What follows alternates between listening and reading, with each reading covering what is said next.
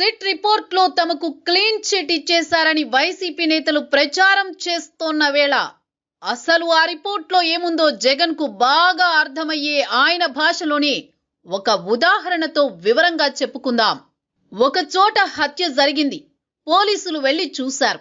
అక్కడ గాయం కేవలం 10 సెంటీమీటర్ల లోపే ఉంది. అప్పుడు విచారణ సంస్థ ఏం చెప్పిందంటే గాయం చిన్నదిగా ఉండడం వల్ల అది గొడ్డలితో పొడిచారా లేక కత్తితో పొడిచారా అనేది స్పష్టంగా చెప్పలేకపోతున్నామంది. గాయం చిన్నది కాబట్టి హత్య ఆయుధం ఏదో తేలలేదు అని విచారణ సంస్థ చెబితే చూసారా అసలక్కడ హత్యే జరగలేదు, నేను నిర్దోషిని అన్నట్టు జగన్ మాట్లాడుతున్నాడు. విచారణ సంస్థ చెప్పింది ఆయుధం గురించి, హత్య గురించి కాదు. లడ్డూ నెయ్యిలో కూడా సరిగ్గా ఇదే జరిగింది.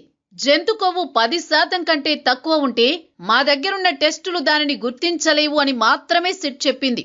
అంటే జంతు కొవ్వు లేదని కాదు, అది పట్టుబడనంత స్థాయిలో ఉందని అర్థం. కానీ జగన్ అండ్ కో మాత్రం రిపోర్టులో జంతు కొవ్వు లేదంటూ ప్రచారం చేసుకుంటున్నారు. అసలు నెయ్యే వాడకుండా కెమికల్స్ తో కల్తీ చేశారని సిట్ స్పష్టంగా చెప్పాక కూడా ఇంకా సిగ్గు లేకుండా క్లీన్ చిట్ అని డ్రామాలు ఆడుతున్నారు జగన్ బ్యాచ్. ఇది భక్తుల నమ్మకాన్ని హత్య చేసినట్లు కాదా?